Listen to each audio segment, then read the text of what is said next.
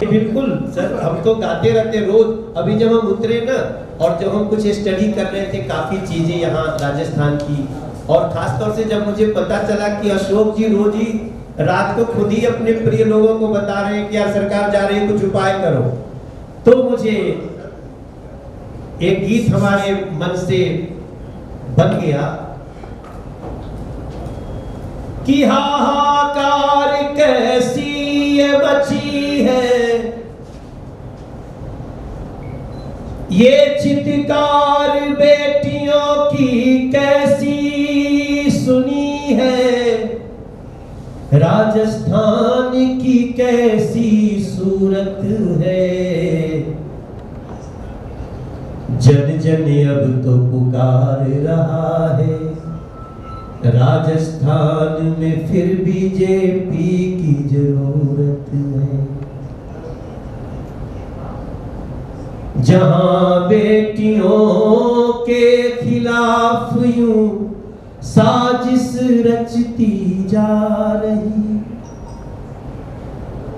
कहीं बच्ची भट्टी में कहीं सड़कों पे है चिल्ला रही, गर्दन काटने वाले हंसते, ये अपने राजस्थान की कैसी मूरत है, यही कहने आया मनोज है, राजस्थान में बीजेपी की जरूरत है। ये हमारी भावना सर, ये गाना नहीं है, बस निकल रहा है। आप कहेंगे तो मैं इसको 10-15 मिनट गाता। जहां स्वयं सीएम चिंतित है, मिला नहीं किसी से जाता। हमको सब खबर है, वो शायद आज भी इधर ही कहीं है, लेकिन मिल ही नहीं रहे हैं, पहरा लग गया है, कोई नहीं जाएगा, क्योंकि कोई मुरझाता हुआ चेहरा दिखाना नहीं चाहता है। राजस्थान के बच्चों जागो, राजस्थान की बेटियों जागो, राजस्थान के भाई जागो, राजस्थान के किसानों जागो। शुद्ध नियत हो, अच्छी नीति हो, अब उसका ही मुहूर्त है। हम परिवर्तन हित आए, राजस्थान में बीजेपी की जरूरत। हमारी भावनाएं, वैसे कविता लिखता हूं लेकिन मेरी दिल से निकली हुई बातें हैं, और मुझे लग रहा है राजस्थान जग चुका है। भारतीय जनता पार्टी में विश्वास बढ़ा है, वापस बीजेपी आ गई।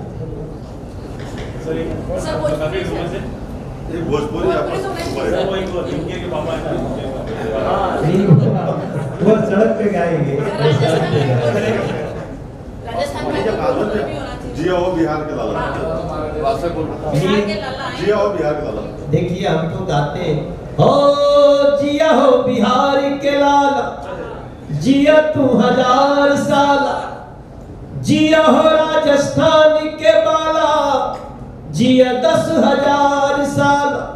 मेरी राजस्थान की बेटियों, हम बीजेपी ऐसे नहीं ज्वाइन किए, हम मोदी जी के साथी हैं। हम बीजेपी के वो लोग हैं जो बेटियों की मुस्कान में ही चैन की सांस लेते हैं।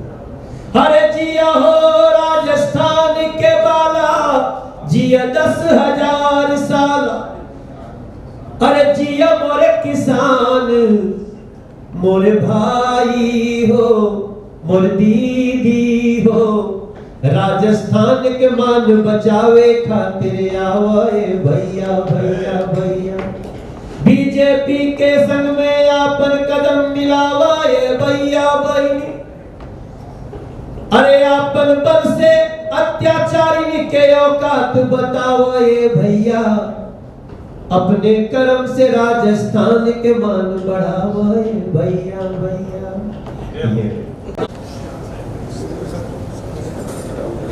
आइए अध्यक्ष जी।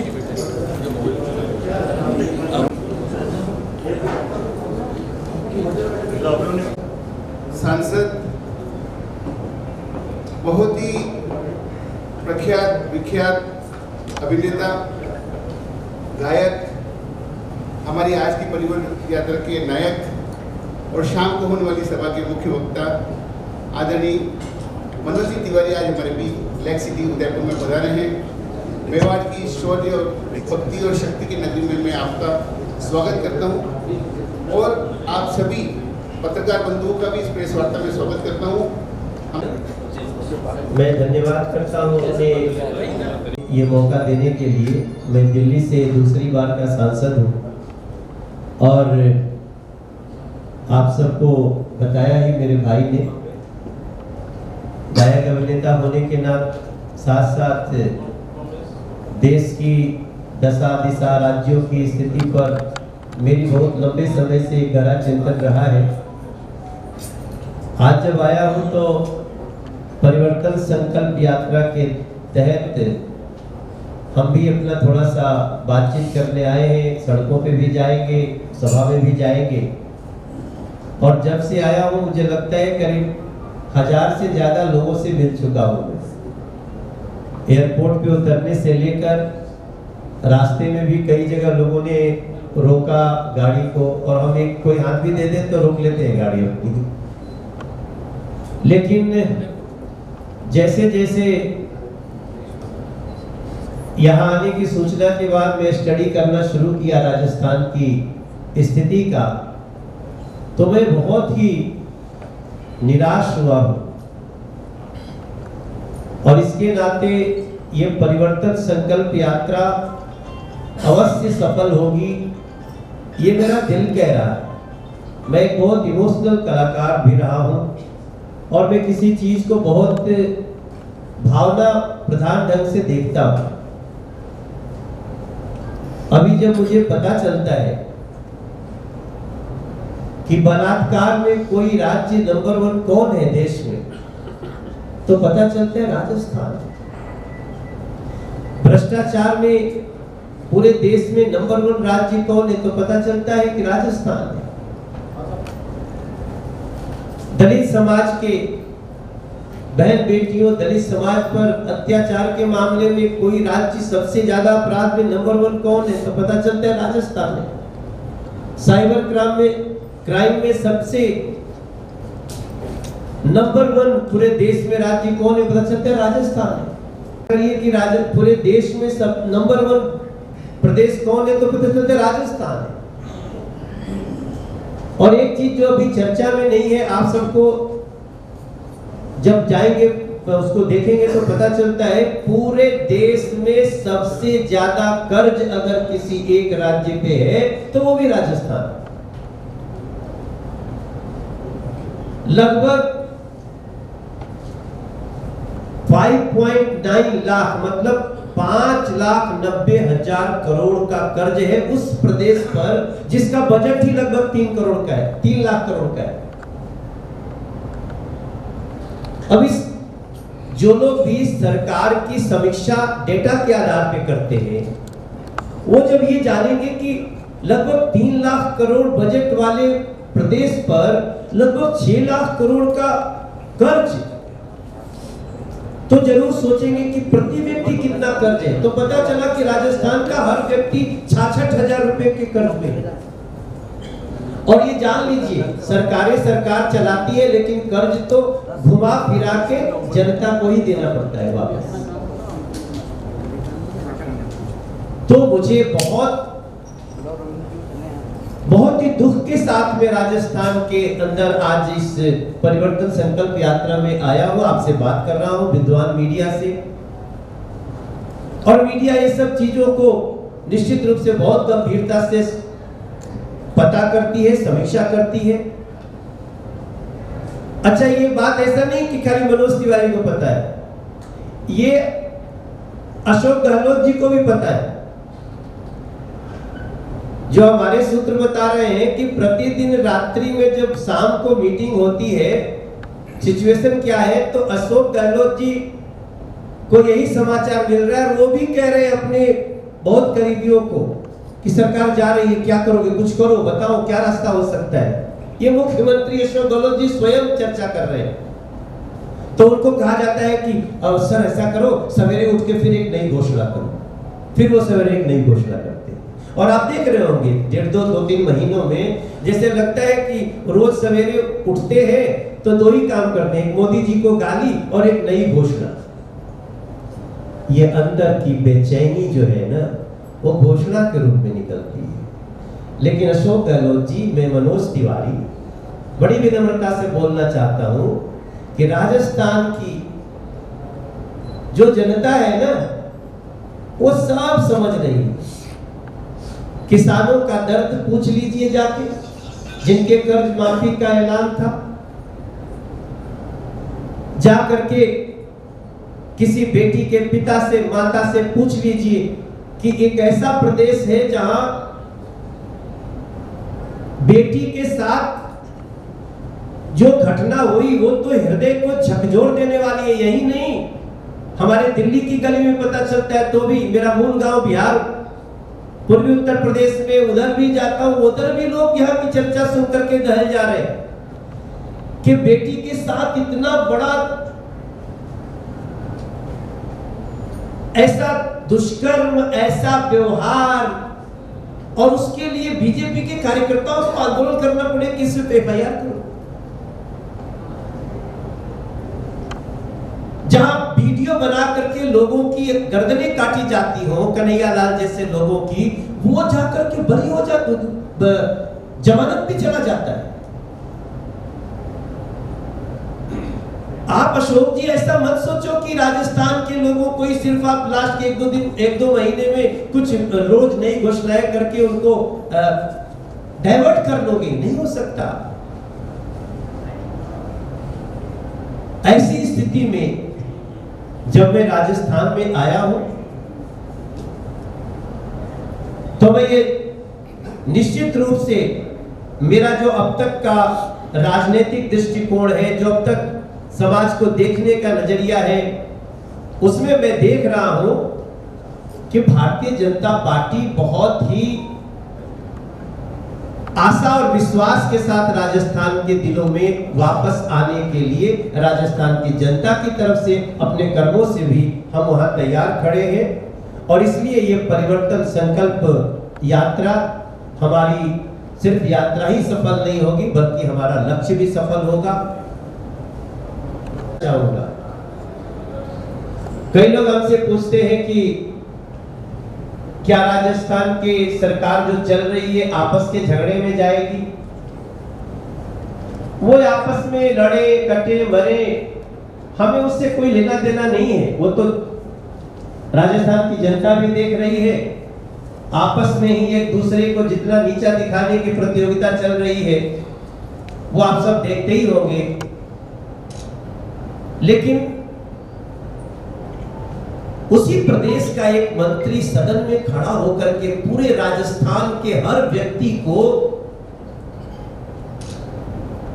वो बदनाम करे, खुलेआम बदनाम करे। मैं दिल्ली में था, मैं जिस दिन सुना यहाँ के कोई मंत्री जी सदन में कह रहे हैं, हाँ जी बलात्कार में तो हमारा राजस्थान नंबर 1 है, पर क्या करें वो मर्दों का प्रदेश है।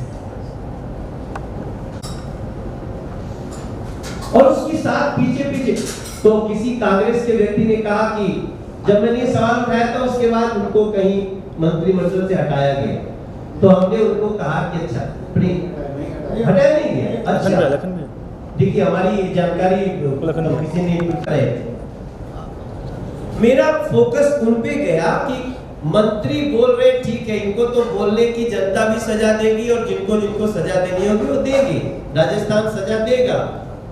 लेकिन जो 35 लोग हैं इस बात पे ये नहीं कर रहे, क्या बोल रहे हो भाई, आपका दिमाग खराब हो गया है, क्या बोल रहे? वो लोग हंस रहे थे, वो लोग अट्टहास कर रहे थे। अट्टहास आप समझ सकते हैं। तो ऐसी स्थिति में क्या बेटियों की हाय नहीं लगेगी इन लोगों को? क्या किसानों की हाय नहीं लगेगी इन लोगों को?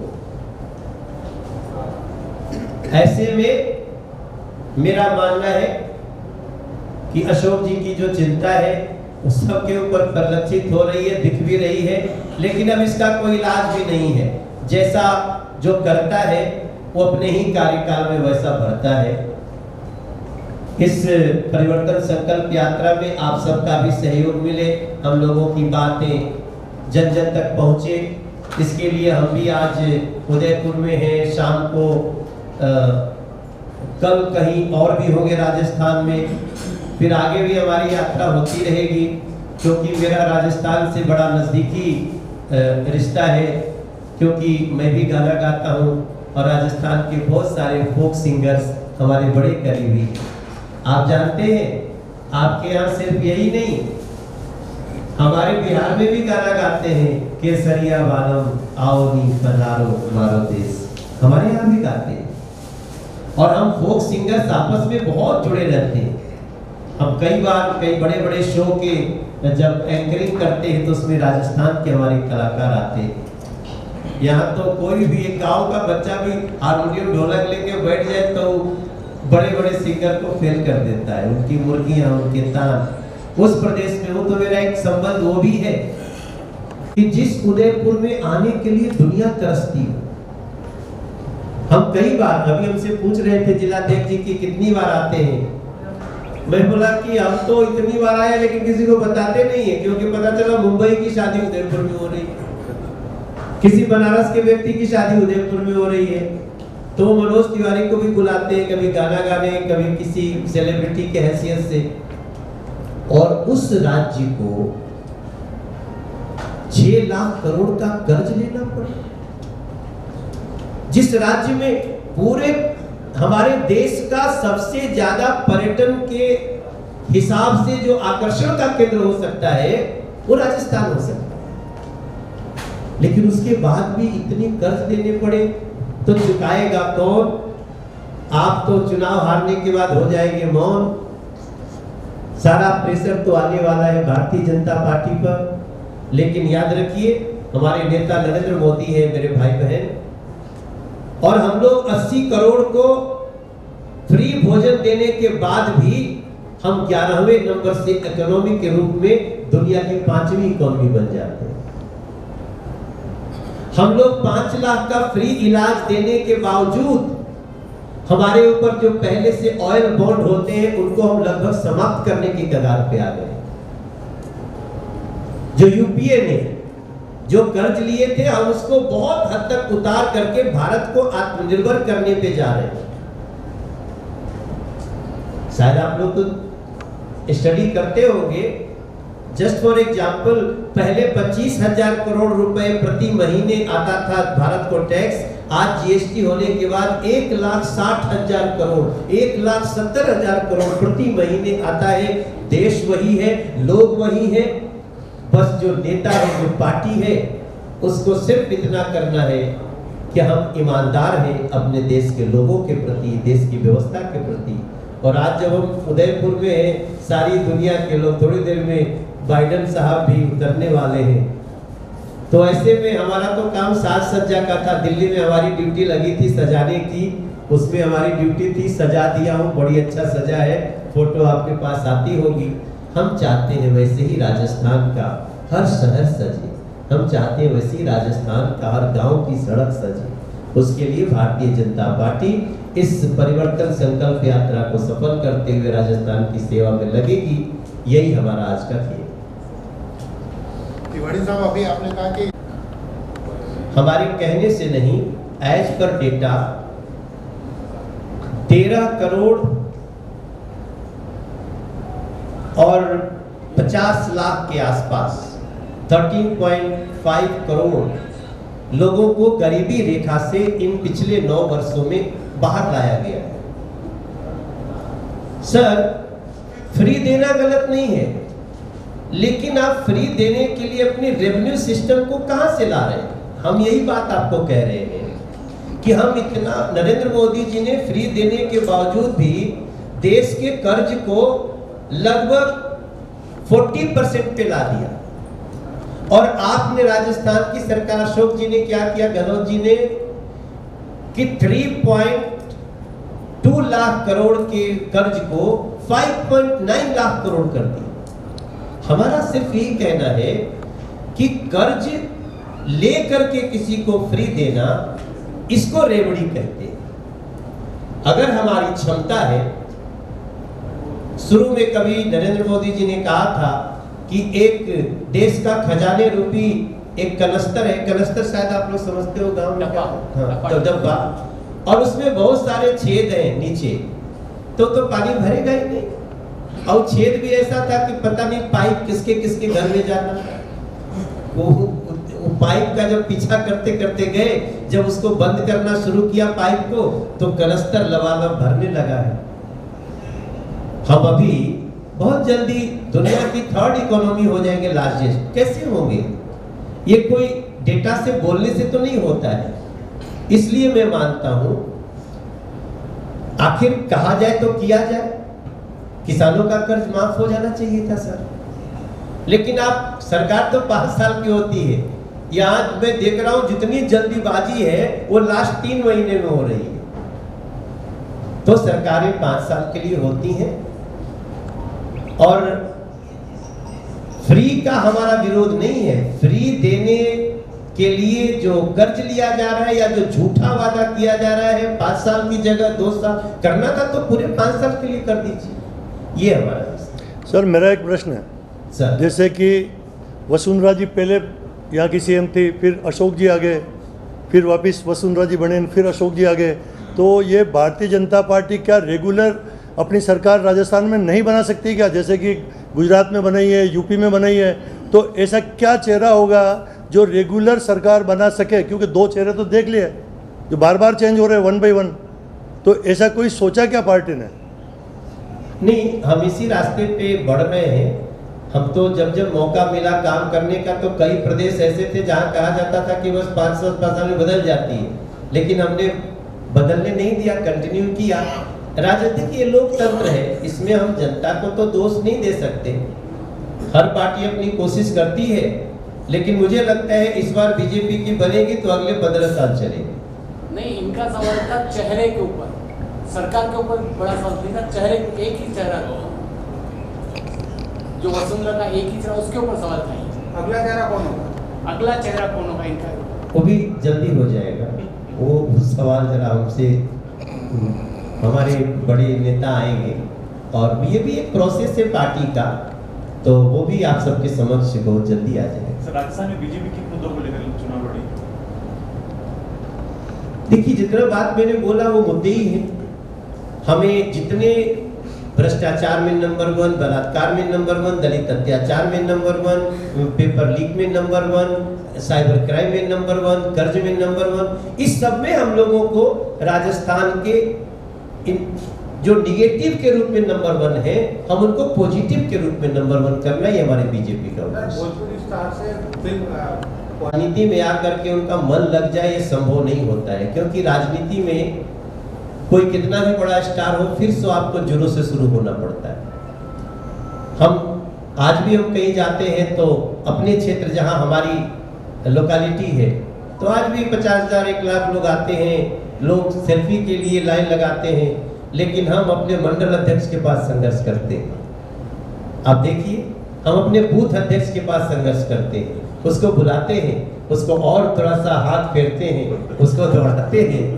ये काम करना, ये तभी हो सकता है जब ईश्वर की कृपा हो, माँ भगवती की कृपा हो। तो वो शायद, मैं प्रदेश का अध्यक्ष भी रह लिया। भारतीय जनता पार्टी में कोई सेलिब्रिटी अब तक प्रदेश का अध्यक्ष नहीं बना था, हम पहली बार बने, तो शायद पार्टी ने कुछ विश्वास किया है। लेकिन मुझे बहुत आनंद आ रहा है।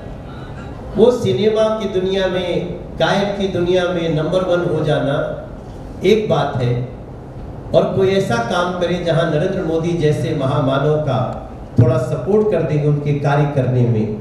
हम अगर सपोर्ट कर दें थोड़ा, अपने भारतीय जनता पार्टी के 20-20 साल से, 25-25 साल से बैठे हुए हैं लोग, जिन्होंने अपने को खपा दिया, उनके साथ थोड़ा चलने में जो आनंद आ रहा है। और सबसे बड़ी बात क्या है, मैं परसों रात में दिल्ली की सड़कों पे घूम रहा था, किसी पत्रकार के साथ उसके मोटरसाइकिल पे बैठ गया था, तो मैं कहा कोई निगेटिव सवाल करिए, तो पूरे टाइम में 1-2 सवाल उन्होंने किया भी। तो जब मैं डेटा देता हूं तो बोलते हैं अरे ये तो पॉजिटिव हो गया। हम ऐसा नहीं कहते कि हमने सब कुछ सोल्व कर लिया है देश की समस्याओं को। अभी भी भारत की खुशियों की हुई अभी मुहूर्त है। भारत के खुशियों का हुआ श्री गणेश है, मगर शिखर अभी शेष है। हमारे देश के यशस्वी प्रधानमंत्री नरेंद्र मोदी जी भी कह रहे हैं कि हमने कुछ किया है, लेकिन हमें बहुत कुछ अभी करना है। और उस सब के लिए अभी अब तो देखिए ना, चांद पे भी पहुंच गए हम, मंगल पे भी पहुंचेंगे बहुत जल्दी, शुक्र पे भी पहुंचेंगे, सूर्य के कितने पास जाने के लिए चल पड़े हैं। 22 सितंबर तक हमें सूचना मिलेगी। तो ये सारे चीज में करना भी बहुत कुछ है, लेकिन मैं मानता हूं कि मैं बड़ा अच्छा रास्ता पे हूं सर। मेरा जीवन का सबसे अच्छा समय अभी हो रहा है, जब मैं कई ऐसे लोग होते हैं जो पॉलिटिक्स में इंटरेस्ट ही नहीं लेते, बोलते थे पहले कि यार don't discuss politics, I hate politics. हमने उनको कहा भैया बचपन से जब आप पैदा होंगे तो एक माँ के पोषण से लेके, बच्चे के पोषण से लेके, स्कूल से लेके, कॉलेज से लेके, यूनिवर्सिटी से लेके, नाली से लेके चंद्रमा तक सब सरकार का है। Don't hate politics, you can hate politicians, लेकिन पॉलिटिक्स को हेट नहीं करना है। तो हम तो जहां जाते हैं बोलते हैं, पत्रकार भाइयों हो, वकील भाई हो, समाज के विविध क्षेत्रों से लोग हो, आप इसमें आओ। मनोज तिवारी जब आके इसमें रम सकता है, मन लगाएंगे तो बहुत आनंद आएगा, क्योंकि सकारात्मक राजनीति बहुत जरूरी है। जय हिंद, जय मेवाड़। प्लीज मेरे YouTube चैनल को सब्सक्राइब जरूर करें। Thank you.